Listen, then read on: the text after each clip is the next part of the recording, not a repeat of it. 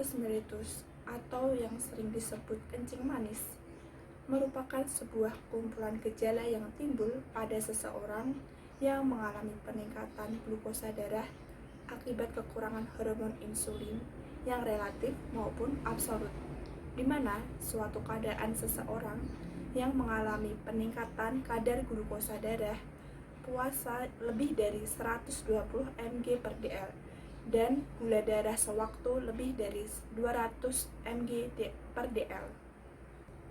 Lalu, apa yang disebut dengan ulkus? Ulkus sendiri, atau yang sering disebut dengan nama lainnya luka, beresiko terjadi kepada orang-orang yang menderita suatu penyakit hingga menyebabkan gerak tubuh seseorang itu terbatas. Penderita tersebut akan berbaring di tempat tidur ataupun di kursi roda dalam waktu yang lama, sehingga ada bagian-bagian tubuh yang akan mengalami penekanan dan muncullah suatu luka dari penekanan-penekanan tersebut. Lalu, untuk gejala yang sering muncul pada penderita DM sendiri atau kencing manis ada 3, yaitu polinuria atau banyak kencing, lalu ada polidipsia, banyak minum, dan polifagia, banyak makan. Dengan adanya gejala-gejala tersebut yang muncul, seseorang dapat diidentifikasikan adanya penyakit DM di dalam tubuh tersebut.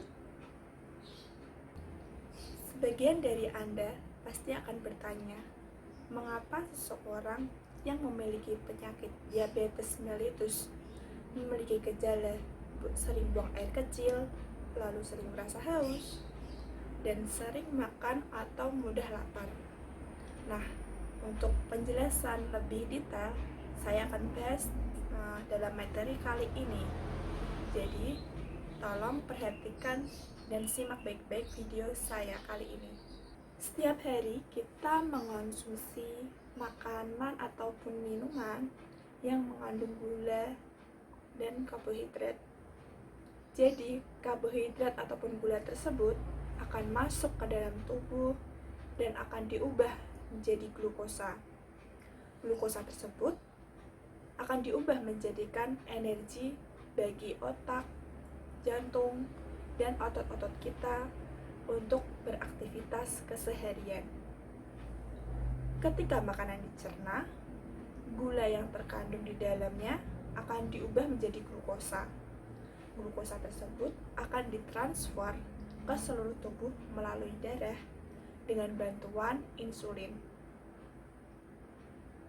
Jadi, apabila insulin dalam tubuh kita tidak cukup banyak atau tidak dapat bekerja dengan baik, glukosa tidak dapat diubah menjadi energi, sehingga lama-kelamaan glukosa akan menumpuk dalam darah dan tidak akan bisa masuk ke dalam sel karena tidak adanya insulin atau tidak cukupnya insulin. Sehingga hal tersebut akan mengakibatkan glukosa darah dalam tubuh akan menumpuk dan glukosa tersebut akan dikeluarkan melalui urin. Pada kondisi normal, tubuh akan menstabilisasikan kadar glukosa darah sesuai dengan gula atau sesuai dengan jumlah yang dimakan. Namun, apabila mengonsumsi makanan terus-menerus yang mengandung gula seperti camilan, lalu soda, ada permen yang memiliki nilai indeks glikemik yang tinggi, sehingga dapat mengakibatkan gangguan dalam gula darah. Hal tersebut akan mengakibatkan kerusakan dan peningkatan secara signifikan gula dalam darah. Lalu, sebagai respon tersebut, pankreas akan berusaha membuat insulin dengan melebihi batas sewajarnya. Hal tersebut bertujuan untuk menyeimbangi kadar gula darah, yaitu insulin. Hal tersebut menyebabkan penyerapan glukosa terlalu cepat, sehingga kondisi ini akan mengakibatkan seseorang mengonsumsi makanan kembali atau akan menjadi seseorang mudah lapar. Itulah yang disebut dengan polifagia atau banyak makan. Akibat dari siklus tersebut yang berulang terus-menerus, akhirnya tubuh kurang sensitivitas dengan kerja insulin. Dengan demikian, akan mengakibatkan banyak gula yang tertinggal di dalam darah atau dapat mengakibatkan pankreas kelelahan dalam berproduksi insulin. Jika hal ini berlangsung terus-menerus, pankreas tidak dapat bekerja dengan lebih baik lagi. Gula yang berlebih dalam darah dapat berakhir dengan ginjal, sehingga akan mengalami buang air kecil atau disebut juga dengan polinuria atau banyak kencing. Buang air kecil sendiri sebuah mekanisme dalam tubuh dikarenakan gula darah dalam tubuh berlebih. Sehingga dengan mengalami kencing terus-menerus, seseorang akan mengalami kehausan atau dehidrasi. Sehingga seseorang tersebut akan minum air terus-menerus atau yang disebut dengan polidipsia atau banyak minum. Jadi secara garis besar, polidipsi, poliuri, dan polifagi kurang lebih seperti ini penjelasannya. Kemudian, diabetes dapat menyebabkan banyak masalah kompleks yang terjadi pada sistem imun dan membahayakan organ-organ lainnya. Apabila hal tersebut tidak ditangani atau dibiarkan begitu saja, diabetes dapat menyebabkan komplikasi, salah satunya seperti penyakit jantung, ginjal, dan saraf, seperti kesemutan atau nama lainnya kesehatan yaitu peripheral neuropathy.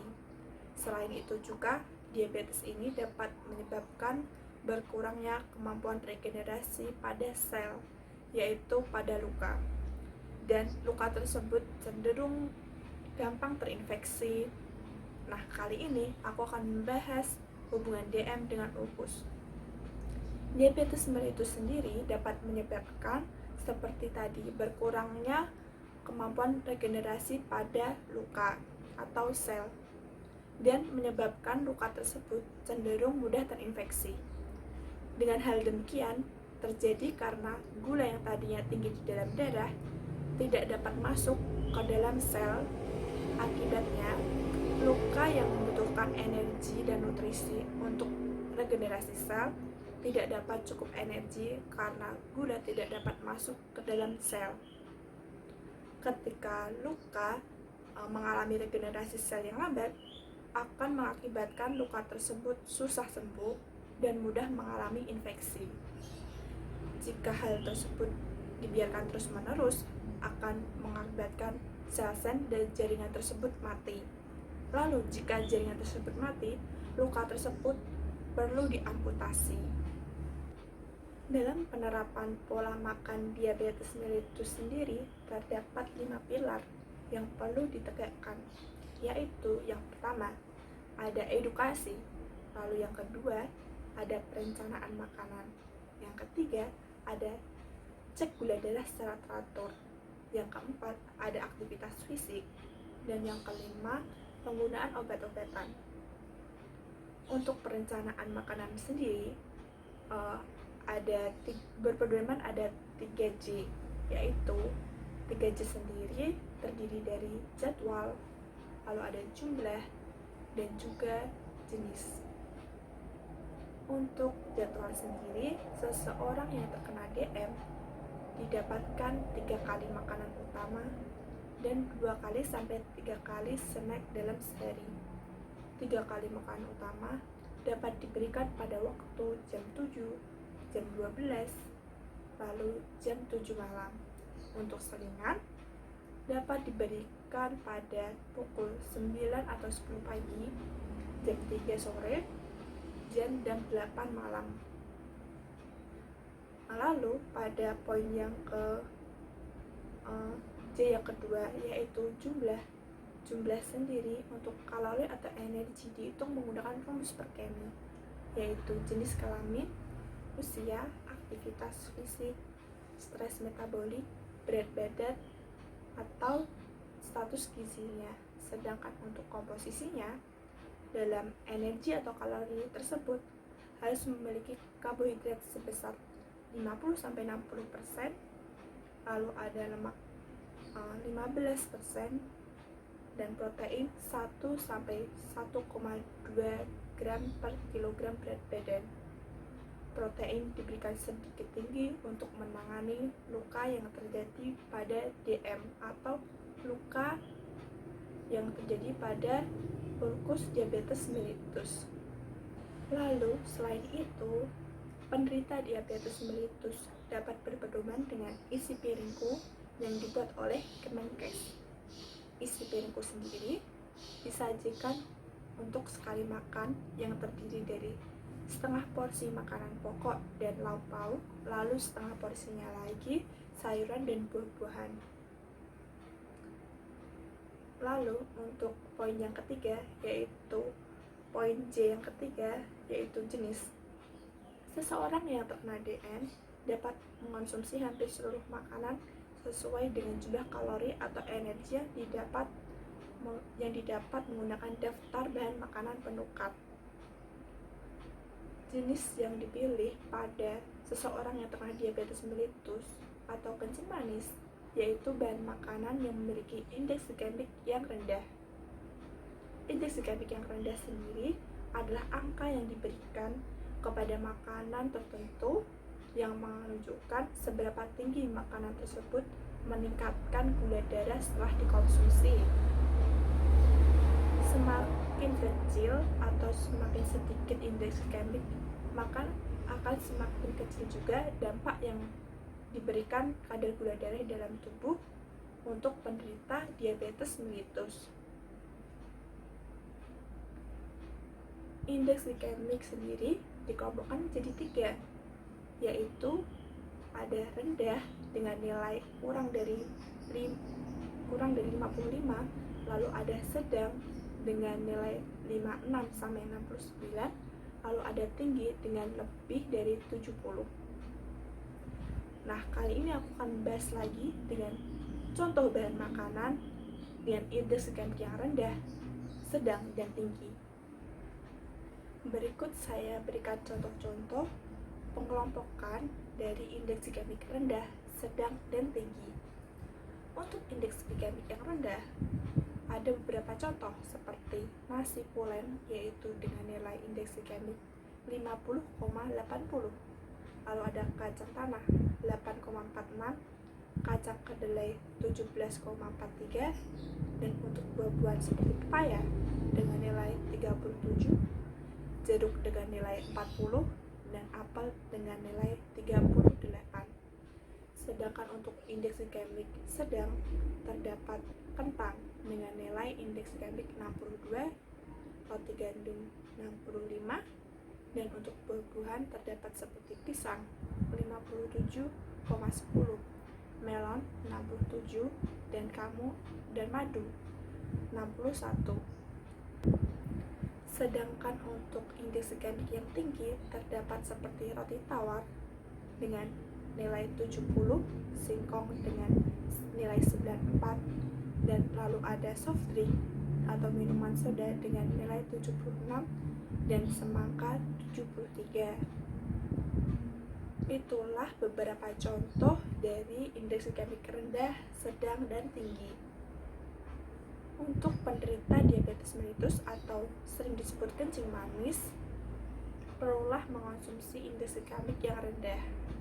Sedangkan makanan yang dibatasi perlu mengonsumsi makanan indeks glikemik yang sedang.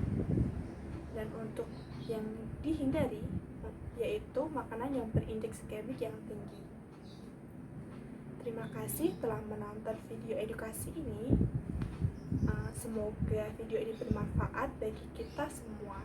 Salam sehat.